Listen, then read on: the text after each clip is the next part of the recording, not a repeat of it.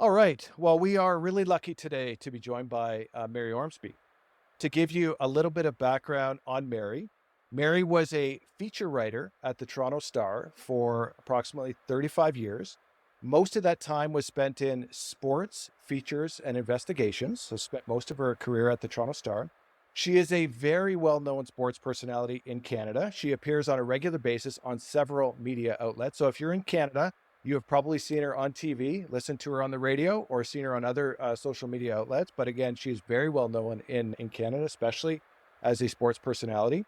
She is also an Ohio State alum and member of its Sports Hall of Fame. So she is an elite level athlete herself. I believe the sport of choice is volleyball. So she is a member of the Ohio State Hall of Fame, which again, a very prominent university in the United States. But what are we here to talk about today? We are here to talk about Mary's new book, World's Fastest Man, which goes through the incredible life of Ben Johnson. Now, you probably need to be of a certain vintage to remember the infamous race from 1988. I remember it. I was a youngster at the time. However, I remember it very well, watching that race. And the way it unfolded was Ben Johnson competed in the 100-meter sprint. And the 100-meter sprint back then, and as it is today, is one of the top five, Olympic sports. It's one of the prominent Olympic sports. World's fastest man is often defined by the winner of the 100-meter sprint. And the fact that Canada actually had an Olympian who would be able to compete for gold in this prestigious event was a pretty big deal for Canada, us, our tiny little country. And we have Ben Johnson that we're all very proud of competing in this very prestigious event. When the race started, Ben won the race and he won it in great fashion. And not only did he win, but probably just as importantly, he beat Carl Lewis. And he didn't just beat him; he beat him by a couple of lengths. So when we all watch this race, it is a very emotional experience, despite the fact that it was over 30 years ago. So what I'm going to do first, I think, to tee up this conversation, and get us all in the right frame of mind, I am going to replay the clip from 1988, and it is actually the call from the CBC on the race that Ben won again at the Seoul Olympics. So let's just see if I can get the technology working here. 차려. They're away cleanly. Ben Johnson flying out of the block. Can Carl Lewis make up the deficit? Ben Johnson in the lead. Can he hang on? Yes, he's done it. Oh, magnificent. And Mary, I would say, oh, magnificent a call. I thank you to the CBC, and I thank you to the late, great Don Whitman. I do not attend journalist school or broadcasting school. I have never attended broadcasting school, but if I did, and they had to replay the top 5 or 10 clips of the past 100 years in Canadian sports, I would bet you that the Don Whitman call from 1988 would certainly be on that list. That is an incredible call from Don and from the CBC on the Olympics. And when I watched that video, is again, as I'd mentioned to you in a couple emails, that is probably the 60 or 70th time now I have watched that video getting ready for this discussion. And it is quite emotional for me, actually, going back and watching that clip. It's taking me straight back 30 years ago. And the reason why it's emotional is really two major reasons from my perspective, Mary. Now, the first major reason is a little bit personal for me, is it takes me back to grade 6. And in grade 6, I actually wrote my oral on Ben Johnson and the race in 1988. Now, again, for those that are of the younger vintage, you may not remember, but back when I was a kid, we all had to write orals every single year. We'd have a speech competition within our class. You'd have a competition, and the winner of the class would then go on to compete against the school. And if you won your school, then you would go on to your region and so on and so forth. So lucky for me is I actually won the competition in my class using this speech from on the Ben Johnson race in 1988. And I then went to compete in front of the entire school. So I go up on the stage and I deliver my oral. And Mary, I knocked it out of the park. It was a perfect delivery. At least I thought I knocked it out of the park. The judges seem to have a different view on the quality of my oral. Needless to say, I did not win my school competition.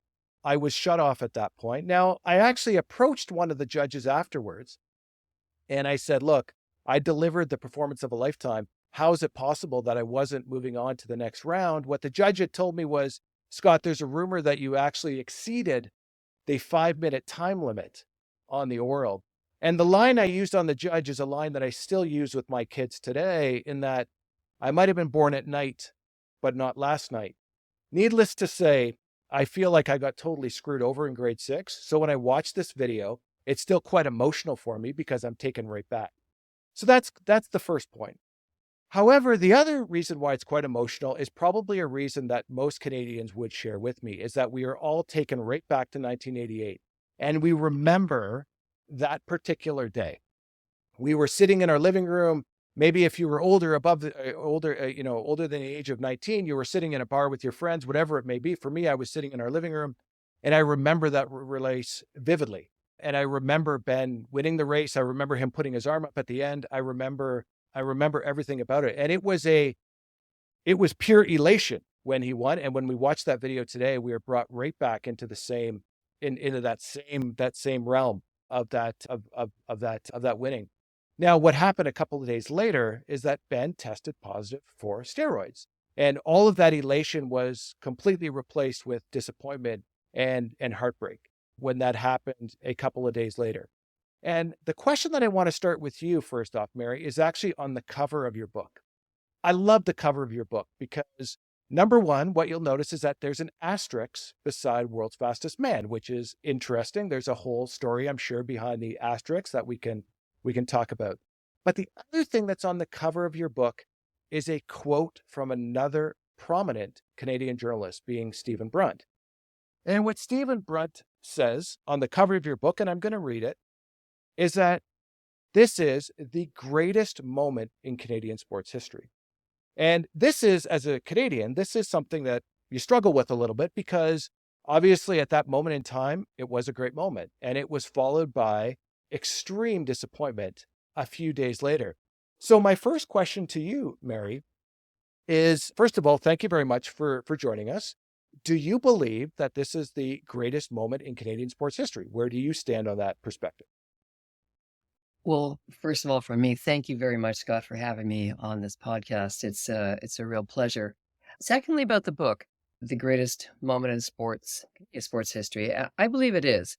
It may have been one of the greatest moments in world history of sport. And it's, if you're looking at track, because when you think about it, most people can run. They've done it.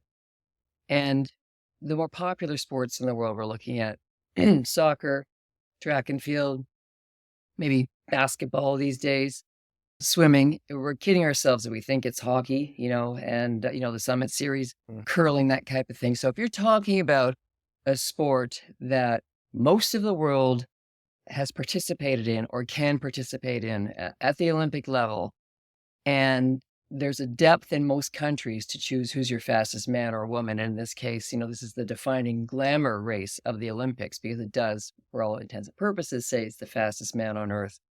And in that definition, to me, on that day, Ben Johnson runs world record time and slows down a little bit to taunt Carl Lewis too, by throwing his finger in the air and trying to, belittle his fierce rival while on the track, while during a race, while setting a world record. So all that to say, that's what, to me, encapsulates the greatest moment in Canadian sport and possibly around the world, because it was an earth-shattering performance in an event and in a discipline that most people on earth can understand. Because like I said, most people are able to have run at some point in their life, so they can, there's an emotional investment there in the things that you know how to do. I agree with you.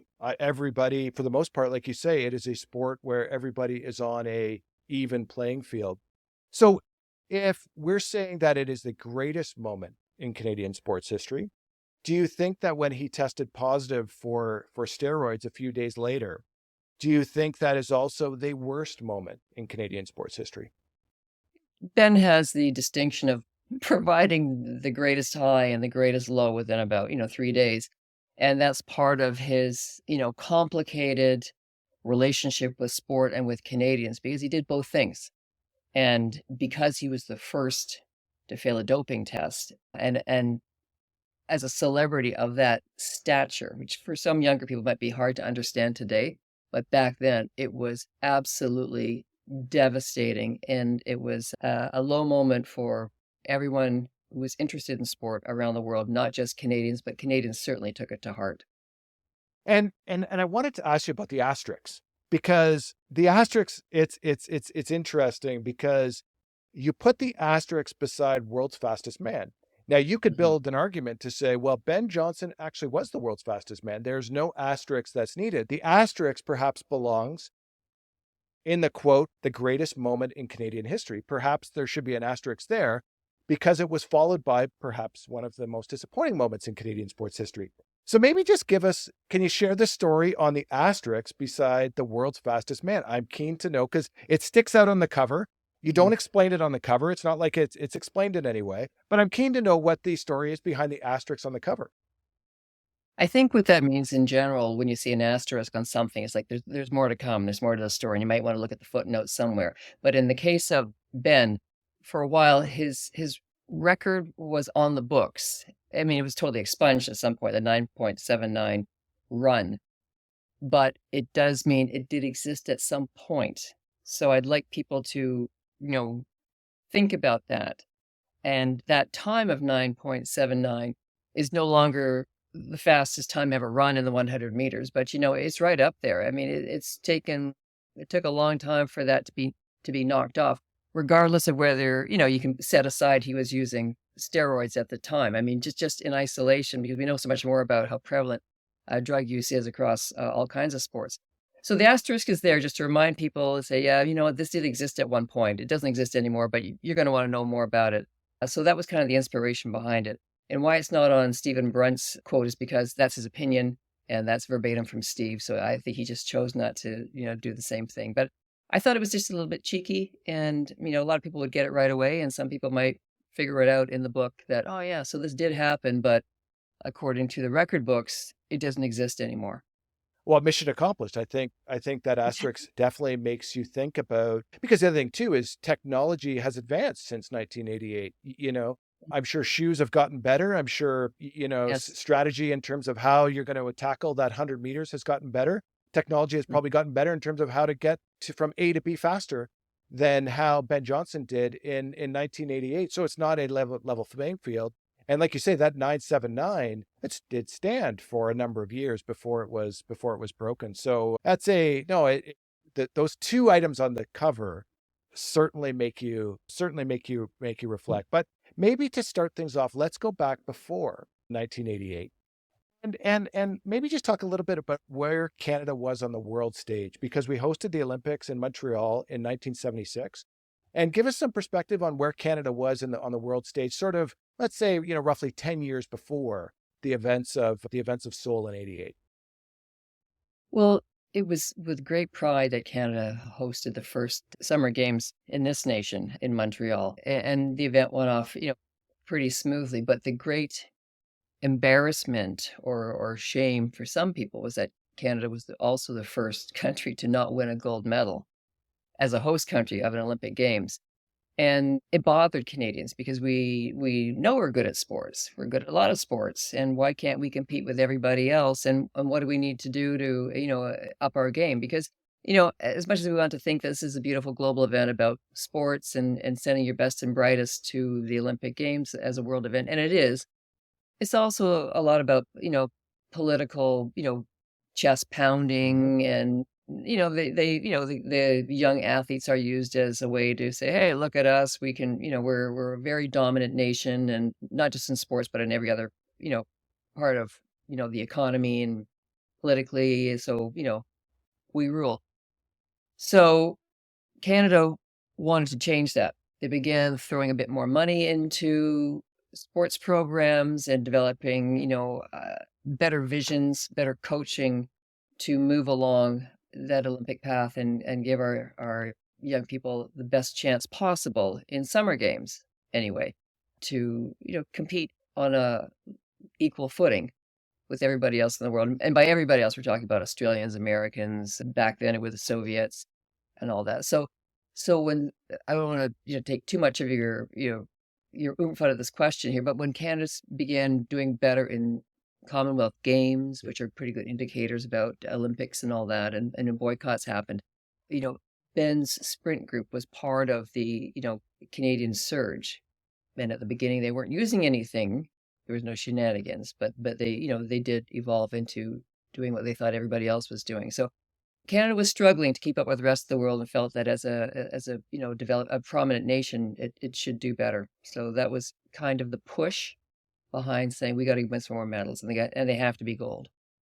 And maybe just give some perspective on the prominence of the 100-meter dash and what it meant to actually take gold in that event. Because, many of the athletes, especially back then, were amateur athletes. If not all the athletes, I guess, back in the 80s were amateur athletes. It was a different games than what it is today. I don't know. I was trying to think the other day, do we think that the 100-meter dash still has that same prominence that it has in 1988? I will certainly be watching Andre de Grasse race, compete in the 100 meters, but I don't know if it was the same as what it was in 1988. Maybe just give some perspective on the prominence of that event and what it would mean if someone actually won the event, never mind a Canadian actually winning that event. I think that it has, the men's 100 meters anyway, has always been the total golden boy event. It's always had huge prominence because only one person on the planet can be the world's fastest man. And that is the imaging and the build up and the pride that countries will, shower on these champions.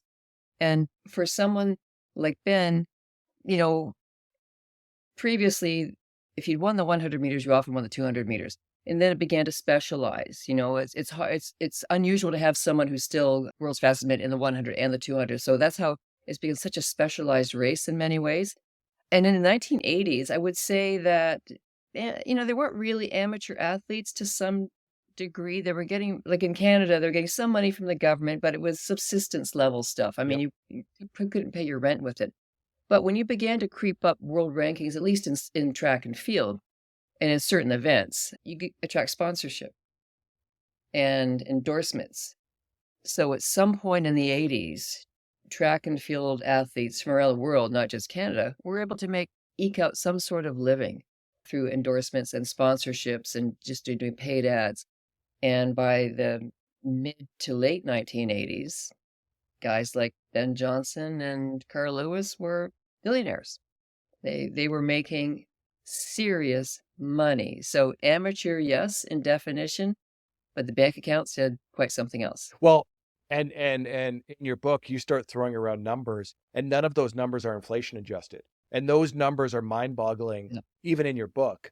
And they are not inflation adjustment. If you inflation adjustment those numbers, it would be staggering amounts of money in today's world. Like, it is stunning when you look back and say Ben was making, $1 million here, $1 million there back in 1988.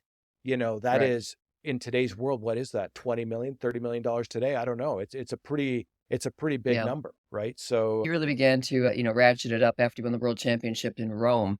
And after that, he began pulling in about $450,000 a month US, not inflation adjusted. So to give people some idea, he get about $500,000 a month leading up to Seoul. So he was doing okay. So to summarize, is that we're in a position in the 70s where we go through the summer games and we don't win a gold medal. First host nation ever never to win a gold medal. And now all of a sudden in the 80s, not only are we starting to be able to compete in the summer games, but we have an athlete like Ben who we all adore because he's a Canadian citizen and he's going to be able to compete for a gold medal, not at some, second tier event in the Olympics, but the premier event in the Olympics. Like his stardom would have just exploded because, again, it was a quick turn. And again, to have an athlete like that being in Canada, being able to compete, you can just imagine how all us layman Canadians looked at that. He was our hero. You know what I mean? Mm. That's who he was. The other thing, maybe just to give some perspective on, Mary, is the relationship between, say, Canada and other jurisdictions like the United States. It was obviously a different time with Russia. Like Yes. there was the two boycotts that happened. And it wasn't just Russia. There was the wall that went up in Europe, and you kind of had this, East and West block, and then obviously rumors of steroids and things like that. But maybe just give us some perspective on that relationship where Canada sat among these different sporting bodies in the U.S. because it was a totally different time than what it is today. It was always, as a nation, we were probably more prominent in swimming in those early days, and then the odd athlete might have squeaked through. Because don't forget, 1928, Percy Williams won the 100 meters. I mean, we're talking a long time ago in Amsterdam. So it was almost like Canada was the little sister or little brother at the table, trying to push their way up. So when the evolution became after the Montreal Games, anyway, slow. It was like these overnight successes that take about a decade. And Canada began having, you know, moments and championships. And that's where something like the Commonwealth Games comes in very handy. I've mentioned that previously. But, the Americans are not part of the Commonwealth Games, obviously, but they are great indicators and a great prep because it's like a mini Olympics. And showing Canada, giving some confidence, and then some of these performances, whether it was in track or swimming or something else, they weren't outliers. We were beginning to get a little bit of traction on things quietly. The boycott in 1980, of course, hurt the North American and other people who wouldn't go to Moscow in 1980 Yep. for that boycott. 1984 games were a different, it's a different sort of game. So it was a Russian-led boycott. So there was some depth to a lot of missing in a lot of sports. Yep. But when it came to track and field, the Russians weren't really missed, or the Cubans weren't really missed all that much because the Americans were the dominant force and Canada was able to come in there and probably not just earn, but they deservedly earned on the track several medals, including Ben. But there's that confidence that gets built there. I know it's hard for people who aren't in sports to really, really confidence. Don't you have that anyway? No, you could get experience and confidence by being at a major games, learning how everything operates, learning how to pace yourself, and how to deal with all the distractions that are there. So in many ways, that 1984 games, at least in Ben's case, and for his coach, Charlie Francis, and his stable of athletes was a critical development point. Yeah, it certainly was just so different than what it is today. So then maybe just talk a little bit about Ben. Ben obviously didn't grow up and he wasn't born in Canada. So maybe Right. just talk a little bit about Ben's upbringing and how did he end up in Canada? Give us a little bit of background on Ben Johnson in his early days. Ben Johnson was born in Falmouth, Jamaica, and big family. Mom and dad, worked hard to give them a good life. They had a nice home in Falmouth. The mom was a stay-at-home mom because she had a whole bunch of kids. And dad did a lot of, he worked for the Jamaica Telephone Company, had a car, a good life, provided for the kids. But at that time, the parents felt that the economy being what it was in Jamaica, and Canada was opening its arms to other Commonwealth citizens to come and work and live in Canada, that it was a good possibility that the kids would have a better life in Canada, in Toronto. So Ben's mom, Gloria, who was the driving force in all this, she came out a couple of years earlier, like mid-70s, to, see what it was all about, visit some friends who'd made that journey and that sort of like pipeline, Toronto to Jamaica, and decided that she's going to earn some money and try to make a life here. And her husband, Ben Sr., agreed. So it took her a couple of years to get this done and to get an apartment. And then she went down, sent for the kids, brought them up to Toronto around 1976, April of 1976. And Ben remembers that well because he showed up and it was cold and snowy and sleeting, and they're going, "What's going on?" They never had, toques or gloves or, parkas, none of that stuff, but they needed it.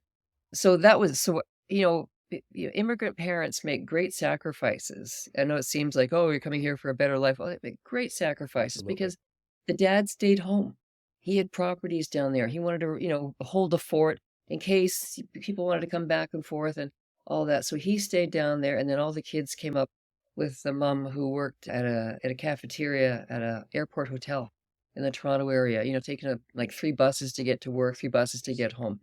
So she was a very driven, amazing woman. And when her kids came to Canada, she began working like night shifts and afternoon shifts and overnights so she could be home for them when they're at school, making them, breakfast, lunch, leaving them dinner, then heading out at 4 o'clock in the afternoon to start her shift way out by the airport. So that's the kind of home he came from, and parents who are very supportive, even though they were separate. Like the dad never decided to come live in Canada for a lot of reasons. Plus, it was cold; he didn't like it. So it was an interesting parenting situation. So Ben grew up that way, being very attached to his mother, and just always wishing he could make her life a little easier. But he was only 14 years old when he showed up, and he couldn't do much other than try to do well at school and not get in any kind of trouble. So his first year was just sort of settling into Toronto, and didn't really start track until the next year, 77. But by then, in that summer of 76, he watched the Montreal Olympics and fell in love with what he saw, because he did do a lot of running in the sports in school down in Jamaica, and he was never as fast as his older brother Eddie at the time, and Eddie was in a track club. But it captured his imagination, and he thought, well, one day that's going to be me. So it started in the 76 in watching that on television. That's kind of what sparked Yes. the interest. And in Jamaica, is sprinting the prominent, when the kids are growing up, like again in Canada, you've got, this handful of sports that kids would play growing up, whether it's hockey or soccer or baseball or whatever, whatever the sport is. But in Jamaica, is sprinting kind of the one of the, because obviously Jamaica is known for several of its incredible sprinters, one of them obviously being Usain Bolt. But is that commonplace in Jamaica? Well, Ben says it was, and it remains so today. Okay. He calls it like the cradle of sprinting. And back when he was a little guy, he had great, and not just from Jamaica, but from other areas too. There was Don Quarry was one of his great, Jamaican heroes, a sprint hero who won medals in the Montreal Games, and also was Hazley Crawford from Trinidad and Tobago. I mean, so these were guys he grew up idolizing as a young guy, thinking like, yeah, I would like to be that too. And for a small place like Jamaica to have one of your own, beating, the Yeah. fastest men in the world was a big, a big moment of pride for them. And Ben has carried that to this day. He talks about Don Quarry a lot. And when do you think it turned from just a sport of interest for Ben, where, again, like most of us Mm. play, hockey or baseball or whatever, as just a sport for fun, and Yeah. maybe you take it up a level. But again, for the vast majority, 99.9% of the population, we realize that at some stage that, this isn't going to happen. We're going to go off and do something else and, get a 9 to 5 job, basically. Because again, the elite level athletes really are the top, 1% of 1%. And I'm just wondering with Ben, at what point did he realize that, obviously he's got his older brother who was a high-end sprinter. What was the point where Ben realized, hey, like if I put my heart into this, I'm going to be an Olympic level sprinter. Well, he didn't show a lot of promise at first because he was a small guy, like just over 5 feet tall and barely 100 pounds. And I know Charlie Francis, when he first saw him when Eddie brought him to practice in 1977, Charlie just said, well, okay, and Ben, the first couple of practices he went, he didn't enjoy it. It was too much work, didn't like it. And he actually quit for a week or two and then came back, decided that, yes, I do want to do something and I do want to pursue track. So it took probably another year or two for him to realize that he had the ability. And the first part of that was a growth spurt he had when he was about 16, 17 years old. And also he showed very early an ability to get out of the blocks pretty quickly, which is, you teach some of that as a coach, but some of it it just happens. Yeah. And that sort of bizarre leaping ability that he had, like everyone's got that, drive out of the blocks, but he had something a little special and just reacted so quickly. So he had that going for himself. So when he began to win some age group races as a young guy going into high school, he began to think, I could probably do this. And that's when Charlie began to realize, he's got something, he's growing big. When that growth spurt happened, he grew pretty close to his, adult height of 5'10", 5'11", something like that. and was also, I would say, very coachable as a young person. And of course, all athletes are coachable, but some people can really take it to heart. And with he and Charlie, they developed, when Charlie realized he had some potential, they developed a rhythm. And Ben would do what he said, and Ben could execute, and Ben would never deviate from what it was. It was not going to do extra. He was not going to do any less. He showed up every day. He tried to eat properly with his mom's help, all that kind of stuff. So he was able to exhibit that awareness that Charlie, dialed into. And on top of that, not to prolong the story, but because Ben did not have a father figure in his life constantly, Charlie began to fill that role for him because Charlie had, for all his warts, and we all have warts, Charlie had a huge heart. And he understood the circumstances of some of his athletes, not just Ben Johnson's family, but it was difficult for some of those families to have those kids, even get bus fare to come to the track. So there was a dynamic there as well, where there was beginning a very, very deep friendship that started, and Charlie took care of Ben. One of the other interesting things I learned from your book is, and you just kind of alluded to this, is how seriously Ben took this. Like, you might think, 100-meter race, like how hard is this? Someone says go with a stopwatch, and and they stop it when you cross 100 meters, but that's not how this works. There's, like you say, there's things like food and diet and all that other sort of stuff, but there's a technical aspect to sprinting. And clearly Ben took a liking to that.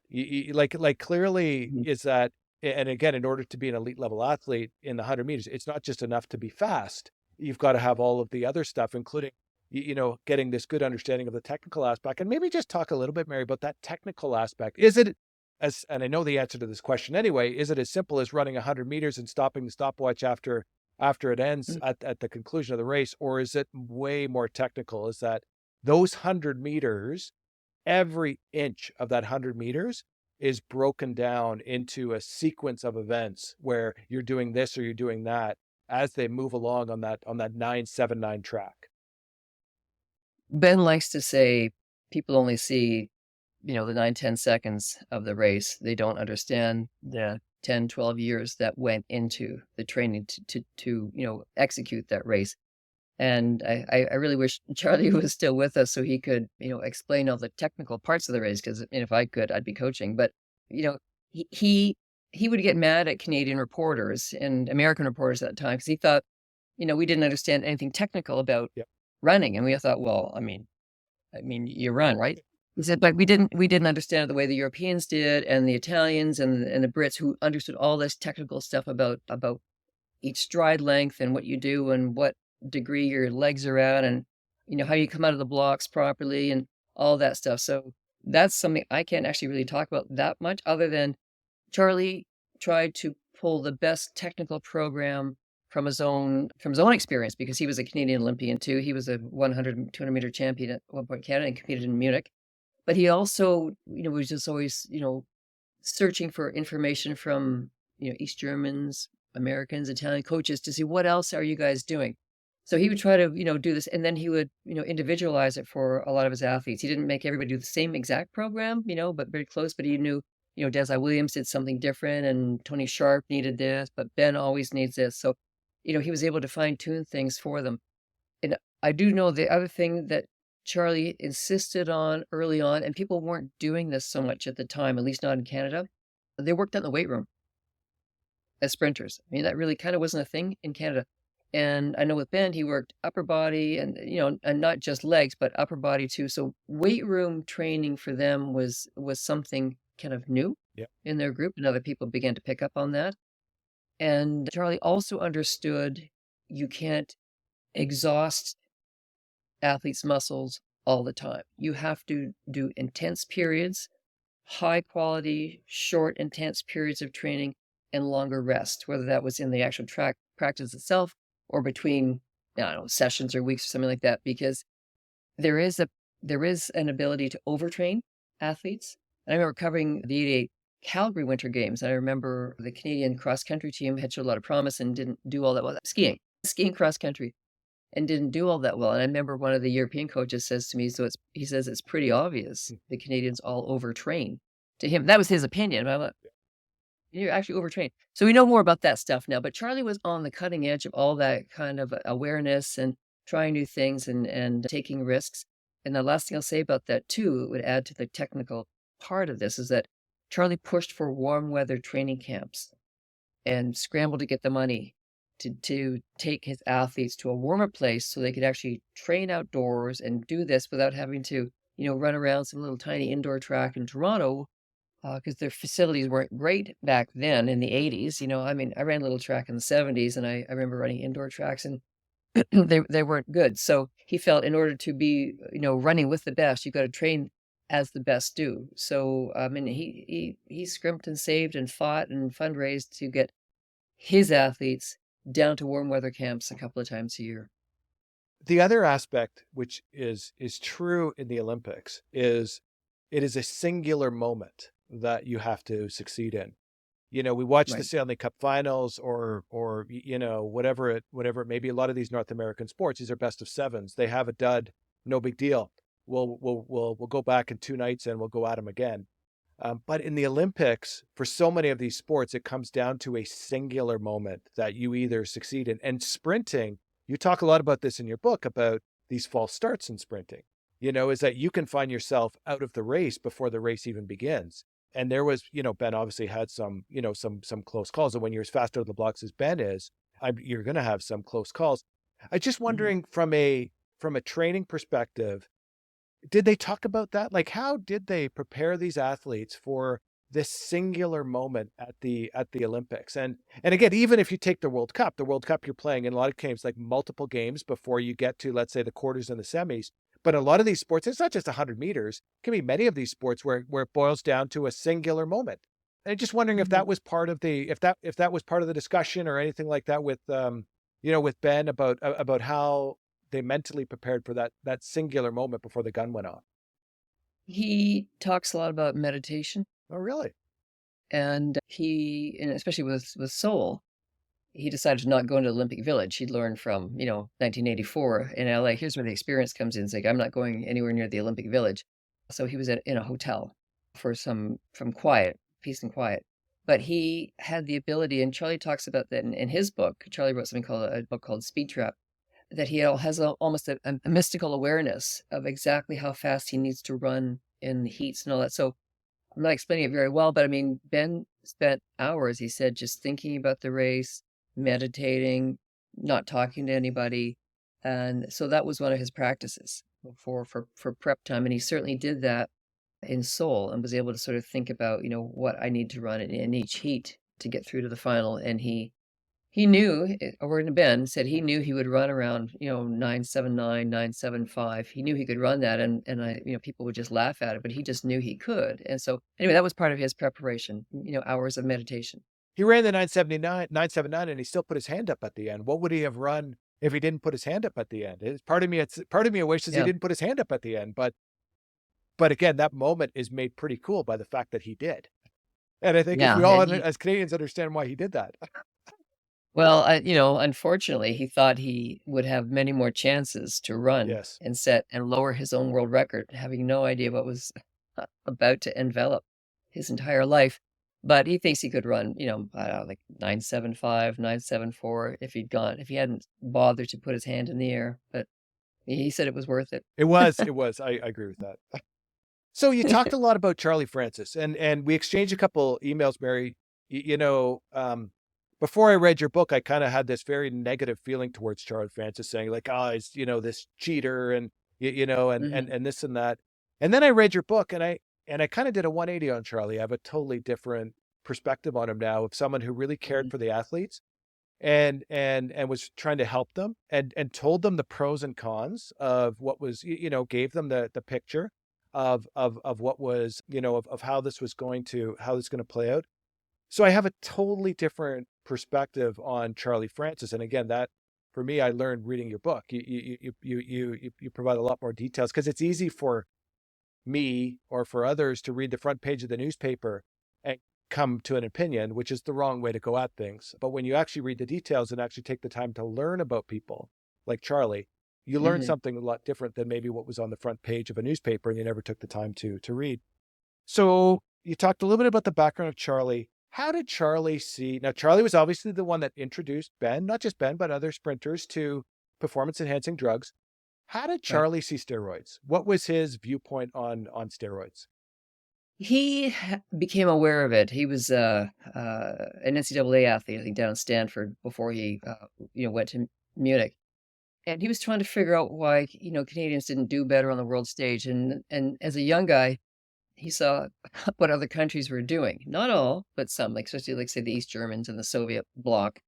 And they were clearly using steroids openly and other things as well.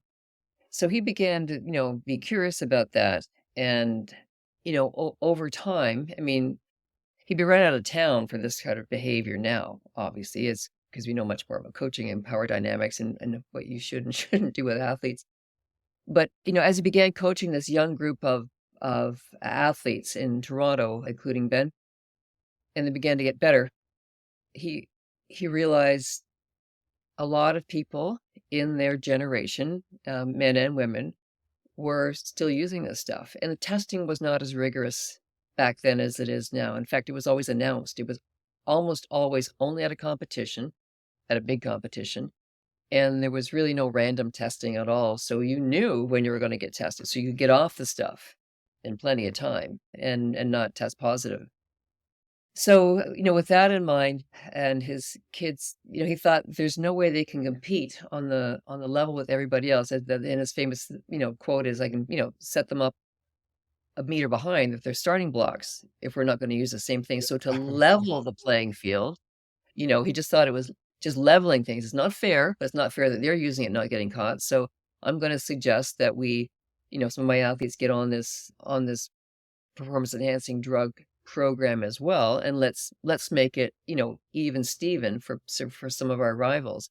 But I will say too, as a caveat, Charlie would offer this, bring it up to some of his athletes, and some of the athletes said, yes, I'm interested in this, I want to be a world champion, and I don't believe I can get there without it, because they could all see what's happening. They're looking at the muscles on some of these men and women, and some of his athletes said no. And he was also coaching athletes who said, I don't want any part of it, don't bring this stuff near me. So like I said, we have a much different view of things today, the role that a coach should play, in advocating not only are you going to be cheating, and you could destroy your own career by doing this if you get caught, but you'll be using drugs that your body doesn't need. So there's probably a health risk there too. But are you in? And among the people who said, yes, I'm in, was Ben. So he said yes when he was about 19 years old, I believe. And I think we can understand the rationale if you've dedicated yourself to sprinting and you believe, or there's evidence out there that your competitors are all using this same performance enhancer, as it proved in that 100-meter race. It proved subsequently that many of the competitors Mhm. were also using performance enhancing drugs. You could certainly sympathize with Ben, and the other athletes that chose to make that decision on to use the drugs, because, again, you're just leveling the playing field. I think there's, you can certainly, again, sympathize and understand with that perspective. Yeah, I think that's very true. And also keeping in mind, it's harder to judge a 19-year-old making a decision as a 19-year-old who's 100%. just emerging. Again, just, not making excuses or justifying anything. But when my life went on and I had, 4 kids of my own, 3 of them boys, I could just, boys react to things in a certain way. So if he's thinking, well, that's not fair, these guys aren't getting caught and they're clearly doing something, and this stuff is relatively safe, I think, so I'm all in. So when you understand a young man's decision, that's a different category than me in my 60s looking at something. If I'm going to, 100%. cast judgment on a guy, but that's something that also has to be kept in mind. These kids were all very young at the time. Now, Ben went on to use it for about 8 years, but I mean, at the time when he took that leap, he was just a young guy. A young guy who grew up without a father, and like you had said to Mary, is Vulnerable. that Yeah. is that Charlie Francis fulfilled that role. So he's a There's father trust. figure who's kind of giving him advice on what to do. Again, I think, yeah. And the other thing too, we never had, in 1988, there wasn't, as far as I know, a massive doping scandal. I think if you were to advise somebody today, you'd say, hey, if you're going to do this, like, again, you might want to look back and see there's many, we don't even have to look at sprinting. You could look at Lance Armstrong. You could look at, baseball players or, Right. football players or whatever sport you want to choose. Right. It was a different, I think if you really want to evaluate his decision, you almost got to go back to 1988 and put yourself in his shoes and with that fact pattern and and only on that would you be in a position to really judge the decision that he made, right? It's just so many, it's There, not black and white is all I'm trying to get at. no, but there was some risk because in Canada, for the Caracas Pan Am Games, and our weightlifters gotten into all Yeah. kinds of trouble for they ended up with steroid trafficking charges and stuff in their luggage and failing tests. So the weightlifters were the ones who were sort of getting all kinds of trouble. So, but Canada was dealing with these things, but so it was there. So some people would have been aware, as Charlie would have been like, don't make a mistake, you're going to get caught. And then around 86, 85 or 86, there were 3 Canadian throwers who Okay. had positive drug tests. Now they fought it and they appealed and they lost their appeal. But it was there. There was some risk. Ben might not have been overly aware of it, but one of the throwers was a friend of his. So they kind of knew this was risky business. But but Charlie was going to monitor everything and they trusted Charlie. And what's your perspective on Charlie after all these years, Mary? Is he the villain? Is he the great sprinting coach who was simply trying to make his athletes win? Or was he the caring, the caring kind of trusted advisor who just provided all the options and just facilitated decisions? Where do you land on Charlie after all these years? Back in '88, when it all blew up, Charlie was villainized because, it was, came out testimony. He was, the overseer of this program and brought all kinds of people in, including doctors and that. And a lot of people knew, even though they tried to keep it quiet. But even around that time, Charlie was very personable, very funny, very smart. He'd tell you what you thought. Like I said, if he'd say, Mary, you don't know anything about sprinting, I'm not going to talk to you today. You're just an idiot. That thing you wrote yesterday was just garbage. The Italians would have written it so much better. And I'd go, oh, well, the Italians. No, but that was his view. Like, this is important to me. You can't just say, we lifted some weights and ran. So he'd be very picky that way, but he would also be very generous and helpful with his time. And then as we learned through his athletes at the Dublin Choir, because they were, subpoenaed and had to, testify under oath, I think there was a great softening when people realized, this is the real Charlie. He was a father figure, a good friend to a lot of them. He wasn't doing anything different than a lot of other coaches might not have been doing. Yep. They just were dragged in front of a judge in Canada and having to testify under oath. So at this point in my life, and after having done the book and talked to Ben and saw how much Charlie meant to him and how Ben was at Charlie's bedside when he died of cancer, and he said he just loved Charlie, and quite often Ben will still break down talking about Charlie. So I see him as a guy who just got caught up in everything and really had the best interests of his athletes at heart, and a lot of them still feel very strongly that Charlie was a good person in their life, despite the shitstorm, if I'm allowed to say shitstorm You on are. your pod. Yes, absolutely. The next topic of conversation is the concept of cheating, because I don't think cheating is black and white in sport. I think there's a line between cheating and gamesmanship, shall we say. I Mhm. think to some degree, cheating only happens when you get caught, and Ben got caught. But, when we were preparing for this conversation, I thought, Mary, I was actually going to have to go back to 1972, and we'd have a conversation about 1972 and the Super Series between Canada and Russia, because during that series, one of the best players on Russia was Valery Harlamov. Valery Harlamov was slashed by Bobby Clark, and Bobby Clark broke his ankle. Does Team Canada win that Super Series had Bobby Clark not slashed Valery Harlamov? I don't know if they still win that series, if he does or he doesn't. Is what Bobby Clark did, is that cheating? Maybe it's not cheating. Is it poor sportsmanship? Maybe it's poor sportsmanship. I'm not sure where it is. I thought we'd have a conversation about that. But then at the start, and the other thing too is I have to go back to 1972 because, of course, we're Canadians and we don't cheat at anything. We're perfectly ethical. I got to go all the way back, 30 or 40 years in order to find an example. However, then what happened at the start of the Paris Games is somebody in the Team Canada camp thought it was a good idea to fly a drone over the New Zealand women's practice facility while they were practicing for their soccer match against Canada.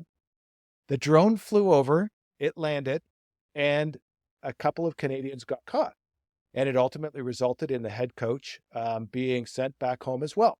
So I don't have to go back to 1972 because this story has been on the front page of the newspaper almost every day up here in Canada since the Olympics in Paris has begun. So my question to you is, Mary, how do you've been a high-end athlete yourself at Ohio State. I'm sure, again, there's an element of gamesmanship in terms of in sports. How do you define cheating? Where's your line that you can't cross? Well, you obviously have to start with what are the rules as they are written. And if you have a very good understanding of the rules, then you shouldn't break the rules. That's where I start. And I don't think cheating is a good idea in any way, shape, or form. I've sort of often wondered, like, well, if I was offered steroids back then to be a better volleyball player or a better runner, would I have taken them? Probably not, because I'm a bit of a chicken. I don't want to break any rules. I don't want to get caught. My dad was a cop in Toronto, so I don't want to get in trouble from him either. But, for something, if you mentioned the drone incident in Paris, it's a minor infraction in many ways, because if you're not prepared to play your opponent in a day or two at the Olympics, then you're a crap coach and you've got a crap system going, and why are you even bothering? Exactly. But in many ways, like, that is just the stupidity of that, to fly the drone, when, by the way, it's against the law in France to do so.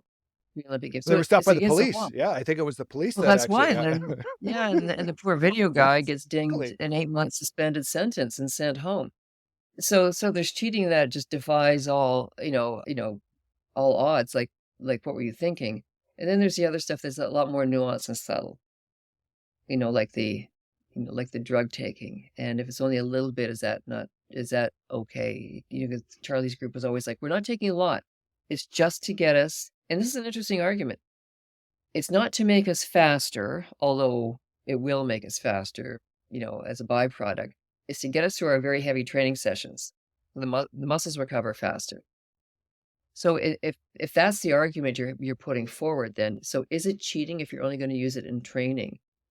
So where I stand on that sort of thing for rules, should the rules be amended to some degree? And if we're talking about this sort of thing with drug use of any kind, whether it's EPO or, steroids or, probably cocaine's a bad example, but, any kind of supplement stuff,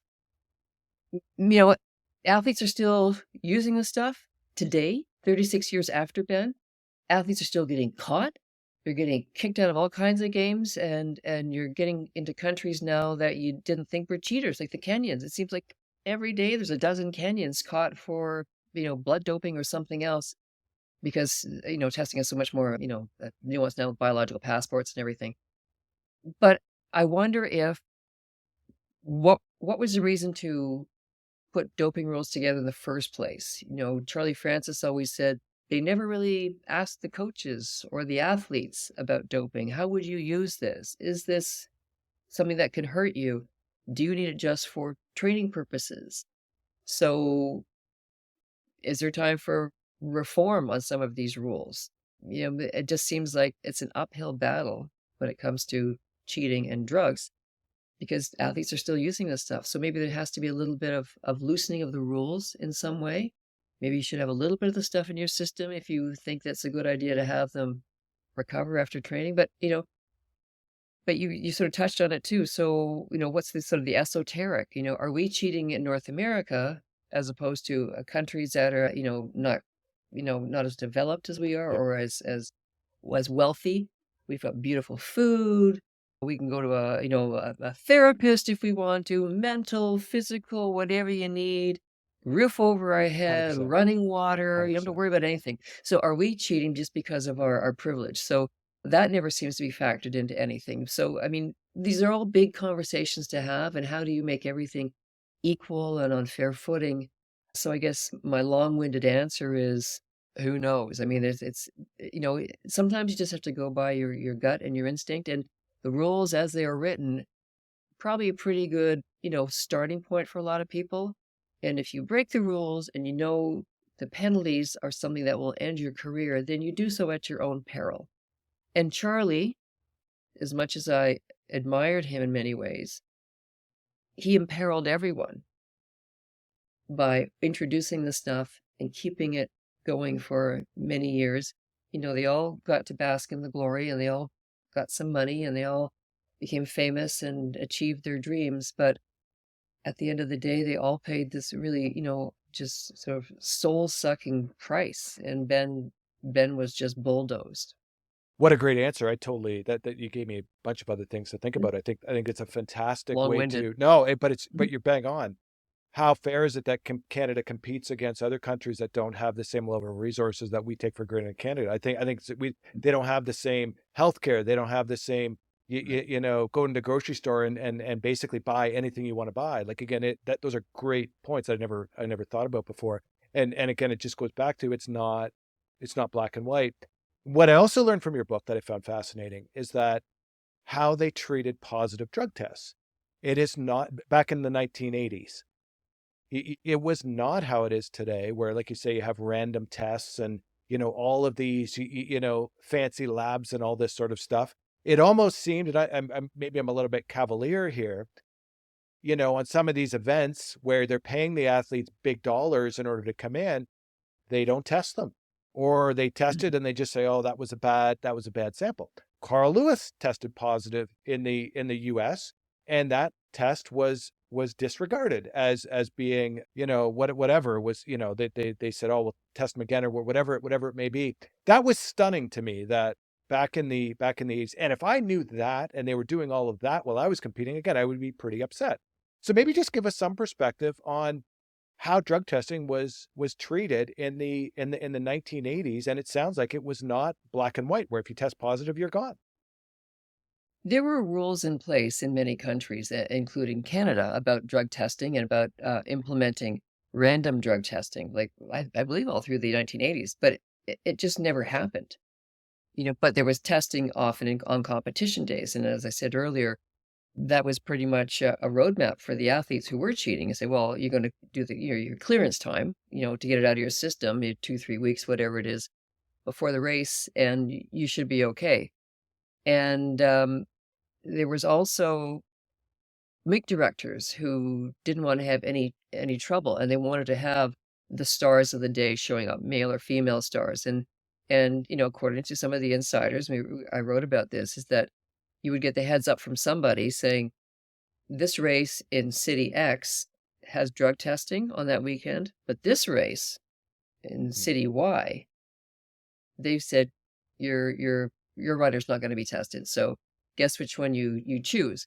So there was a lot of that sort of, nudging of each other. You want to go here, you want to go there. Sometimes money passed hands. If you take a little off, like say Ben's appearance fee, for if he shows up here for like $15,000 instead of 25, he's not going to get drug tested.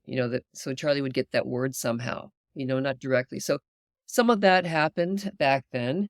I wouldn't be surprised if some of that wasn't happening now. I mean, it's a pretty good system to protect that, ensure that your stars are going to show up, the ones that you think might have a trouble with a drug test. So there was that in play. And, part of the thing we explored in the book too was Canadian officials in track and field, they'd heard all the rumors about Ben, about the doping, and they'd had some tipsters, and they chose not to, investigate before Seoul for a lot of reasons. They would justify it for a lot of reasons why it was just, it's just a tip, and this guy's jealous, and this is not true. And Charlie said, no, we're not doping, so that's good enough for somebody else. So they knew about things, Yeah. at least the rumor mill. I'll put it that way. It's probably the kindest way to put it, and didn't really act on it as aggressively as they should have. considering what the rules were in place on their books. And, Justice Dubin called them out on it. You chose not to, go after the golden goose. So that was kind of the situation happening in the 80s and specifically around Charlie Francis's group. And, they probably just sort of wanted to hold on till, Seoul happened and Ben wins the gold and world record time and everybody's good. And then maybe people take a step back and say, okay, now we've got to introduce this random testing and sort of come in with the rules that we've had in place for many, many years. So, I mean, if Canada had random testing at the time, Ben might have gotten caught earlier, and then you would have dealt with it in a different manner. I don't know how, but I mean, the point is that it just never happened. So very loosey-goosey. It's been referred to as the Wild West of, doping back in those days. And not just across 100 meters, but in sprinting and track and field, but and other sports as well. I mean, cycling would have been one of them Yeah, too. absolutely. Weightlifting, for sure. Weightlifting, oh my God. They're out of control. Yeah, and a lot of them just different. Weightlifting, there's a much more correlation between, strength and success in terms of how much you can lift. As you talked about earlier, that same correlation, you look at, Usain Bolt, you don't think of Usain Bolt as some big muscle person. You know what I mean? He's No. tall and lanky. You know what I mean? It's kind of, Mm-hmm. and Andre deGrasse, I would say, is the same, not as tall, but he's, again, so did it actually Very slender. contribute to the 979? I don't know. It probably did, but maybe it didn't. Maybe it was just to recover faster. It's an open question. The next thing I wanted to ask you about, Mary, is the opponent. We've talked a little bit about Carl Lewis, and I'm going to share another one of my silly stories here leading into this in order to illustrate this point, because it wasn't just the fact that Ben won the race. It was who he beat in the race. That was almost, if Ben got silver and still beat Carl Lewis, we might have all been just, happy with that as Canadians. So I'm going to share a story that I had with one of my friends leading up to this conversation. And I was talking to one of my friends, Jim, leading into our chat, because I was telling, run the podcast, blah, blah, blah. And Jim asked me, he says, well, who's your next guest on the podcast? And I said, Jim, you're not going to believe it. I said, I've got Mary freaking Ormsby on the podcast coming up next. He's like, Mary Ormsby? He's like the Ohio State Hall of Famer and the heavy hitter from the Toronto Star? That Mary Ormsby? I said, yes, that Mary Ormsby. And then he says to me, Scott, what's she doing on your tiny little podcast? I said, Jim, I have no idea. I said, I tried to ask her really nicely. She thankfully said yes. And I've been buying lottery tickets ever since because I feel extremely lucky. I said, but forget that. I said, Mary just wrote a fabulous book on Ben Johnson, Seoul in 1988. And I said, Jimmy, because he's an older guy. I said, Jimmy, do you remember 979? He says, Scotty, I remember it like it was yesterday. I said, really? Like it was yesterday? He goes, like it was yesterday. And then he sat back in his chair and put his hand on his chin and he said, and that SOB Carl Lewis. And then he went off on about a 5-minute tirade on Carl Lewis that involved multiple F-bombs, which I'm not going to get into. Now, I am going to circle this back to your background, Mary, because rivalry in sports is healthy. Now, if for some strange occasion I found myself at your house, and let's say you gave me a tour of your house, I am willing to bet some serious money that if I was walking around your house, I would not find any University of Michigan jerseys hanging from the rafters. Just a hunch on that one, as an Ohio State alum. So my question to you is, this rivalry, which was not just with Ben Johnson and Carl Lewis, I think it was all of Canada with Carl Lewis / United States. Was this kind of, let's say, on a healthy level, akin to, let's say, a Michigan / Ohio State rivalry? Or was this at a completely different level? Was this almost at an unhealthy level of, like, this was a pure almost hatred between the two sprinters? Maybe just give us some perspective on that rivalry, because again, it wasn't just the fact Ben won. It was the fact he kicked Carl Lewis's ass and he put his hand up, and we were all, again, extremely happy in Canada because, again, he beat the big bad Carl Lewis. Maybe just give us some perspective on that rivalry. It developed into a very bitter rivalry because they were junior ranked sprinters at the time, because they're born the same year. Carl's birthday's like around June or something, and Ben's birthday's at the end of December. But Carl was always the superstar, even as a junior. I mean, he's an incredible athlete. He was, went all the one, the two, the long jump in particular, and obviously always on the relay. So when it came to LA in '84, Carl won 4 golds. And Ben wasn't even on his radar, even though Ben was third. He prevented an American sweep in that 100 meters. But that's when Ben began to sneak up on him, and they began to study Carl. And Carl had no idea this was happening, because he just thought, well, who's this Canadian guy? I just don't need to know anything about him, because, just a bit of lint. So when Ben began beating Lewis in '85, I believe, at different events, at the big elite track meets in Europe and all that. And Carl would sort of brush him off, and it wasn't a big deal, probably until around '86. And Ben began to just become RoboCop. That's what the Americans called him. He was hitting his stride. He was in his lane. And he was beating Carl Lewis, even in head-to-head matches. And Lewis began to, sort of get out of his way. So they wouldn't often have head-to-head matches. So over time, it was getting very bitter.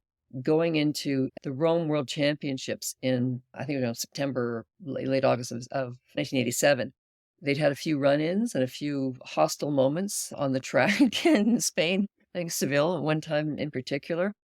So they weren't, you asked if it was a healthy rivalry. I don't think it was unhealthy for those two guys, because sometimes in sport, you need to have someone you need to focus on, or someone who's going to push you. Absolutely. And at this point, Ben was still the underdog going into Rome. And Carl was the guy who won everything and won all the marbles and owned this and owned that, making lots and lots of money. So where it got really ugly, was when Ben beat him at Rome World Championships, and Ben set a world record. And pretty much that same week, obliquely, Lewis began making references publicly about Ben being, using something extra, that type of thing, planting the seed that Ben was cheating, and nobody else was, but just Ben Johnson. So Ben just gets totally pissed off at that and just continues to beat Carl, going through 1988 all the way through. So the world, though, was, I think, just mesmerized by this rivalry. These two great sprinters, and there were others in the mix too. I mean, Linford Christie was always in the mix, but these two great sprinters were going at it, and you've got this, quiet, unassuming sort of Canadian guy, didn't say much, And Carl Lewis by then had taken acting lessons and singing lessons and done videos and didn't know what he wanted to do with his life. And he was still having this great athletic career, but very flamboyant, very out there, very, very chatty. And I think a lot of people sort of preferred the quiet guy who's sort of kicking the Americans' ass. Now, when it comes to Canada, of course, this is a new thing for us, because you've got this monstrous neighbor to our north whose, culture and politics and everything you do, as our lovely neighbors, it just overwhelms us to a point where I think it sort of stifles our own cultural identity to some degree. But we know everything about them. They know nothing about us. So when this guy sort of puts the country on his back and saying the world's fastest man is a Canadian, and not only that, he's being the unlikable American hero. He was not a cute American hero, like someone you would kind of like Noah Lyles is the American champ. He seems like a fun, happy guy, right? But that wasn't the case between Carl and Ben. So I think they were both able to use that as a way to ramp themselves up personally, and the world enjoyed going along for the ride. Also, track and field promoters who would be making money off this as well, because this rivalry was attracting not just passionate track and field fans, but you're going to get some fringe people think, oh, what's going on with these two guys? Fringe people either going to track meets or tuning in for it on television. So there was money being made because Ben and Carl began to transcend, that just the track and field crowd. It was like everyone's like, what's going on? And this is at a time, too, when a guy like Maradona was well known in the world. So if you didn't really love soccer, but you certainly knew who Diego Maradona was, you didn't have to love track and field, but you certainly knew who Carl and Ben were. That was kind of what was happening back in the mid to late 80s. I remember well. I think it's not just the fact he won, it was who he beat. That's what it is for me. It was a big deal. So Ben wins the race, as we saw at the outset of this Mhm. conversation. And then a couple of days later, he tests positive for performance enhancing drugs. And part of the fascinating aspect of your book is that you have dug into more information with respect to how this testing process went. As we talked about a little bit earlier, a lot of this was sort of loosey goosey in terms of, the testing process, how they dealt with things and stuff. Maybe just talk a little bit about what were some of the issues you found with the testing process itself. Once again, he ran, tested positive for steroids, and then obviously things started to hit the fan at that point. That's right. And just as a background, and at the Seoul Olympics, in the track and field portion of everything, even though there were, dozens and dozens of track and field anti-doping tests administered in Seoul, there was only one positive, and that was Ben Johnson, which to me has always sort of like defied the Shocking. odds. So he's the only guy who tested positive. But what we found out, at the time in 88, 89, it was kind of like an open and shut case. Ben did this, and no one knew a lot about steroids. I kind of knew what they were. I didn't know how they worked, anything. So we were all quite naive Because you were there in about. '88, right, Mary? You were right there. Yeah, Yeah, yeah. yeah, yeah. No, I was at the race covering it for the Star. But decades on, I kept in touch with Ben, writing stories about anniversaries and things like that, because he's kind of a nice guy. But I said, what happened? Like, what actually happened in Seoul? I began asking more questions, stuff we probably should have been asking in 88 and 89 when the Dublin inquiry rolled around. And I asked him for his drug test. Do you have a copy of it? Can I see it? I'd never seen one. And he couldn't find one. And I thought, well, I'm going to, ask the lawyers who were involved. They couldn't find, they didn't know where they were, if they had them at all. So I got hold of one through the Dublin inquiry exhibits that are stored in Gatineau with library and archives.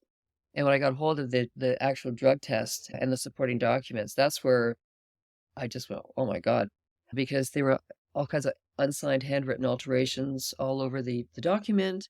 And at one point, an athlete's sample code was crossed out and Ben's was handwritten in on top of it, Wow. although his, sample code is someplace else as well.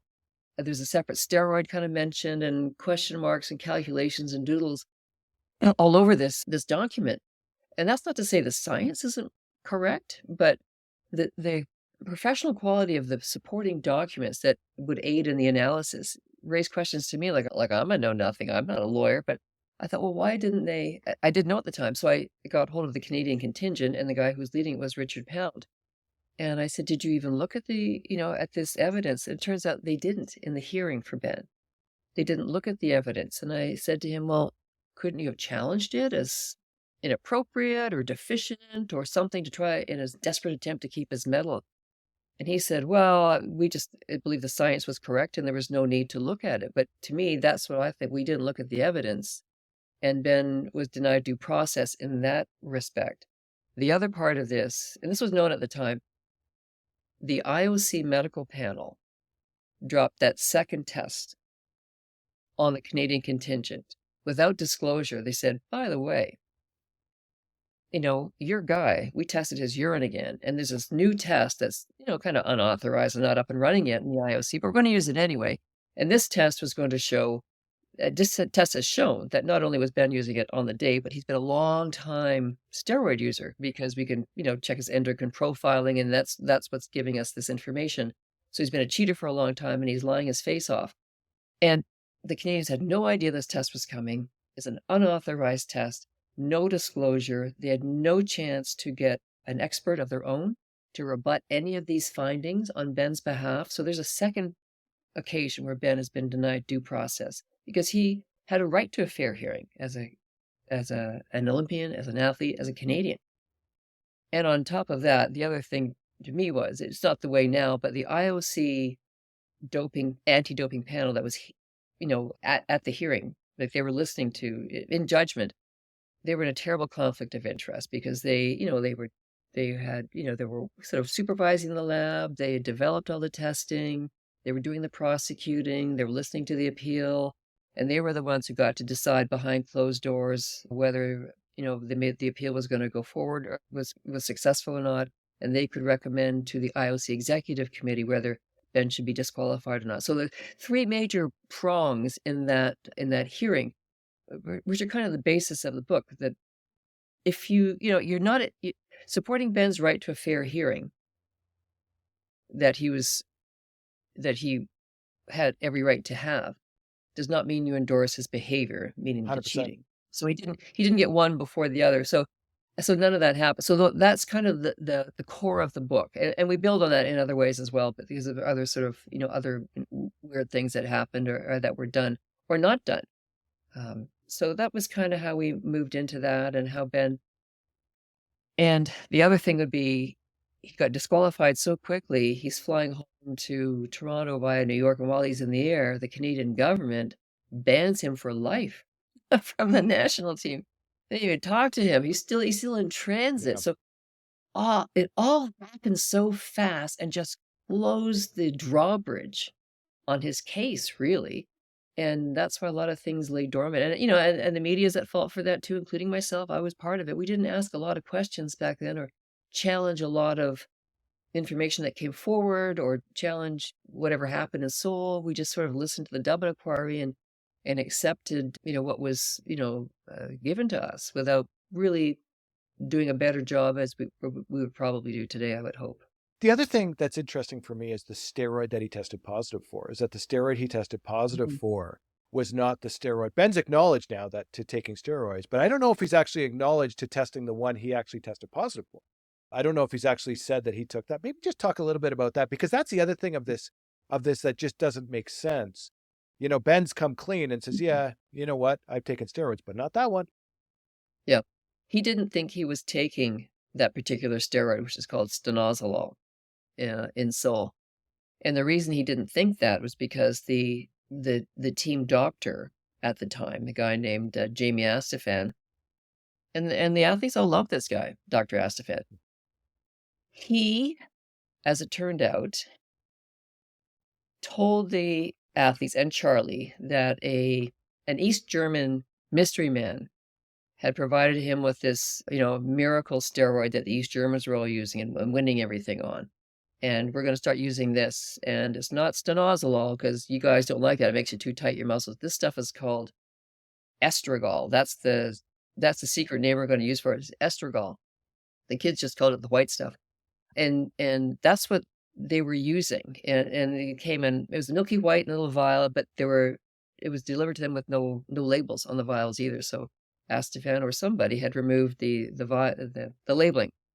So they all thought they were using this drug that was not stanozolol, but something called estragol, but they knew it was a steroid.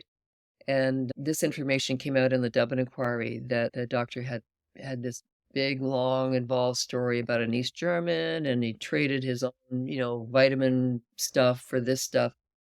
So they were actually using it because the Dublin Inquiry investigators had it tested, and it was indeed stanozolol, which is a form of the brand name Winstrol. And he had purchased so much of it, but he also bought the veterinary compound of it. There's Winstrol for humans and there's Winstrol for animals. But he bought it at a local pharmaceutical company just outside of Toronto, and there were records proving this. And he bought so much of it, one of the pharmaceutical agents thought he was a veterinarian. He was buying so much Winstrol V, the V standing for veterinarian drug. So that's where Ben's confusion came in, and everybody else's confusion. The doctor had lied to them about what they were using. Why? I don't know. But that's what happened. And we're just the tip of the iceberg. I think if you go through Mary's book, you'll learn a lot more mystery people in the thing, giving Ben a beer, this and that. Like it's a fascinating sequence of events, and one, that, wish, you mentioned Richard Pound. Does Richard Pound wish that he did something different? Does he look back and say, I didn't read that in your book, that he actually said he regretted how he, the way those events played out. But do you think he, if you were to put him back in time, that they would have done something differently, that they actually regret that not coming more to Ben's aid and helping him a little bit more than how they did? No, I think just the opposite. I think Richard Pound has said to me in the past that, I wouldn't feel good about some fancy lawyering, getting somebody off on a technicality, because I'm not sure it's a technicality, but I mean, because he says the information always comes out at the end of the day anyway. So he felt that he did the right thing, and, try to stick to Ben's idea that he was sabotaged, as you mentioned, like somebody, a mystery man put a steroid pills in his beer during, when he was waiting to give his urine sample at the doping control center in Seoul. So no, I don't think he regrets it. He did the best he could at the time, and thought that was the right path. Because I agree with you, is that if nothing else, Ben deserved a due process, and he deserved to have a level of resources behind him to make sure that he went through and got that due process. He certainly, anybody deserves that, and Mhm. it, based on reading your book, I don't think he got that. You know what I mean? And that's not fair. You know That's what I mean? that's the argument we make, and even back in the day, if things happened so quickly at Seoul, everybody was like in chaos and panic. Maybe there could have been some sober second thought in the month or two after Seoul. Yeah. When people say, hold on a second here, this let's review this, but that never happened. So as we get closer to the end now, Mary, there's an ethical question that is another question that I've actually pondered quite a bit as I've read your book. It's one I thought about quite a bit again as we've gotten ready for this conversation. And I ask myself, I say, do I wish Ben Johnson actually tested positive for steroids? That's actually how things actually played out. Do I wish that? Or do I wish that there was actually an alternative universe out there where Ben did not test positive for steroids? He managed to get off scot-free, and he still got that gold medal around his neck. Which of those circumstances would we prefer to have played out? And I'm going to answer this question first, because again, it's a question I've actually thought about quite a bit. And look, I'm a CPA. I'm a chartered accountant. We live and die by our ethics. Again, you cannot have a successful career in finance or accounting unless you have a strong background in ethics and a strong moral compass. So again, my answer is probably not going to surprise anybody. So do I wish Ben Johnson got off scot-free? You're damn right. I wish Ben Johnson got off scot-free. I wish he got off scot-free. I wish that he kept that gold medal. And I wish your book was actually not how it was written, but was actually a celebration of 1988. Now, again, as I reflect back, how does that look on me? What does that say about me? Does that make me a bad person? Maybe it does. Is Mark and Jamal going to be drafting my termination papers the second they hear this conversation? That is probable. But at the end of the day, it comes back to your cover, Mary. That's the thing, is the cover of your book, is that this was the greatest moment in Canadian sports history. And I can't change how I feel. I can't lie to myself. Is I wish the greatest moment in Canadian sports history was unencumbered, did not have any sort of caveat behind it or asterisk behind it or anything. I wish it was, again, a celebration of 1988. And again, I wish you still wrote the book, but I wish the book was something different. It's just something I can't change. I can't change how I feel. And I just wondering now, I'm going to turn that same question over to you. I heard Ben talk recently. You recently did a piece on TV, and Ben talks about his destiny. This was his destiny, and that was his answer. What's your perspective on it? Do you wish you probably got a better moral compass than me? Do you wish the events played out in the same way, or do you sometimes wish things played out a little differently for all of us up here north of the border? Oh, as a journalist back in the day, it actually didn't matter how it played out, because for us, you always think stories, right? So if he'd won the gold medal and nothing ever happened, he'd be a glory boy for the rest of his life and live a good life in Canada, and always be good stories to, trace back. When the worst happened and he was disqualified, that was a huge story. So as a journalist, didn't matter. Either one was fine with me. But now that I'm older and lived a lot more life, and if I'm going to reflect on it, I would wish he had not been caught, only because it crushed him. It destroyed his life. It broke him many times. He's tormented by it. I mean, he's fought through a lot of this, obviously, but it haunts him, and he feels he paid a price. He was the fall guy for a generation of sprinters back then. So there's a lot of, I'm not a doctor, obviously, but to me, there's a lot of trauma that happened, maybe some sort of PTSD about it, because the world shaming of a single human being back in the day before the internet, and the ability to shame you instantly on, Twitter or whatever else. didn't exist, but there was massive shaming and a huge and ugly racist backlash for Ben as well as some sort of, ungrateful immigrant who'd betrayed Canada. So in that regard, I wish he hadn't been caught. 'Cause I wish he had not had to experience any of that, and nobody should have to. Well, look, that's very, frankly, very sad and disappointing that that's how he feels, because the next time you see him, at least you can pass along my thanks to him, because he gave us the greatest moment in Canadian sports history. And with sports, Mhm. there's ups and downs. It's just a race, for Christ's sake. Like it's Mhm. 100-meter dash. And put yourself back in those shoes. Are you telling me, if you're going to be critical of Ben, are you telling me that you wouldn't have made the same decision? That you're going to turn away millions of dollars and fame and fortune when you know all the other competitors are out there doing the same thing? Are you telling me that if you're going to be critical of him, that you wouldn't have made the same decision? I don't know. I don't know. I don't know how you can. I don't know how you can choose one way or the other without actually being in his shoes and being it. So he gave us the greatest moment in Canadian sports history, and I wish he was happy for that. You know what I mean? Because again, sports goes up and down. There's highs and there's lows. You know what I mean? And the highs are great, Yeah, and the lows are obviously not so great. But again, it's just a race. That's all it is. You know what I mean? Like it is. it's all that. And again, I think we can all sympathize with the decision that he made. You know what I mean?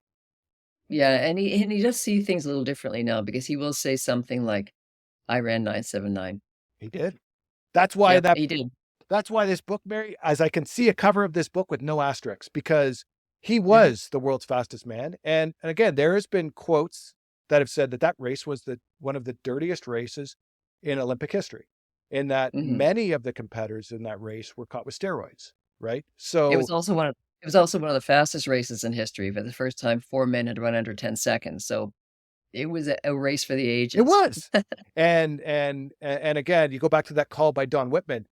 Amazing Yeah. call. Like I wonder how much of that was scripted. And I'm guessing none of it, because I don't know how you call that in 9.79 seconds. That is to do that, off the cuff, like the way he did, is Mhm. amazing. And that's what it makes it a fantastic moment. Just a couple more questions for you, Mary, before we sign off here. Is there anything beyond the book? I think this would be they obviously done the ESPN series 979, but what they haven't done is like a little, real time story of like an actor playing Ben Johnson and an actress playing Mary Ormsby, the reporter who's asking Oh, questions, I right? love her. Like is Charlie Francis, right? Put all the players back in 1988. Is there any interest from any of these streamers or anything like that to do something of interest? I've had some people asking about the documentary rights, for the book, but I agree with you. I think and it would be a huge project and an undertaking, but to do a biopic, Yeah. where you have actors playing these key characters and giving it some emotion, or at least being inspired by events, I think that would be a fantastic movie because there's a lots of compelling emotion and Ben is a complicated character, as is Charlie, so that's what would make it gripping. But nothing along those lines yet. The other question I want to ask you is the mystery man. I think he's still alive, right? The Yes. mystery person. Do you think there's Yeah. ever a day where he admits to the truth one way or the other? I'm not. It sounds like he hasn't said he didn't do it. He didn't say he did do it. He's kind of just saying, if I did. You know what I mean? Like Yeah. like do you think there's a point where, he's on his deathbed or something like that and he says, "Look, I just want to come clean on this one thing. I did it." You know what I mean? Like do you think there's a sequence of events plays out, or do you think we'll never really know whether his drink was spiked? If there's a deathbed confession, I hope I'm still alive. Think you'll be there at the Yeah, 'cause microphone. I need to hear it. No, I don't think so. I mean, he doesn't really address it that much in the book. He plays cat and mouse with everybody, including me. But I wrote a story about this when I was still at the Toronto Star, and you're talking about Andre Jackson, who is a part of Carl Lewis's friendship circle, and the one who Ben thinks sabotaged him in Seoul, and that's Ben's allegation. He kind of said, to me, and for the story, I didn't do it. I mean, come on. So I think he's trying to just have some fun with Ben. Got it. And 35 years at the Star, and you've written it took you a while, but you wrote your first book. Can we expect, is there a second book in the pipeline, Mary? Did this book make you want to write more? Or did this book make you say, you know what, I'm done. That's one is more than enough for you. I'm actually now thinking about doing a second one. I have no idea. for it, but for a long time, it was like, "Oh god, that just took everything out of me." I mean, I emptied the tank on that one, and, to be a rookie author at 64 years old was like, oh, it was way more work than I thought, but I enjoyed it, and I'm really, so appreciative and grateful that people are reading the book the way I intended, like it's, you have a look, what do you think? Here's all my evidence, here's the cold case, and here's lots more about Ben and Charlie and Angela that you didn't know about. So to this point, I'd like to do a second book, but I don't have any ideas. Well, Mary, thank you very much for writing the book. I think, you go back and you read it, you're reminded of a lot of great things, a lot of great events, a lot of heartbreak as well. And you learn a lot more about those events and how it isn't so black and white in terms of how that drug testing went. But thank you very much for writing the book, because I agree with Stephen Brunt. It is the greatest moment in Canadian sports history. Please pass along my thanks to Ben Johnson for giving us I the will. greatest moment in Canadian sports history, because that's what it is, and he should be proud of that. And finally, Mary, thank you very much for joining us. We really appreciate you taking the time and having a conversation about your book and the events of Seoul in '88. But thank you very much. Well, thank you, Scott. I really enjoyed this. This was a fun discussion. Great.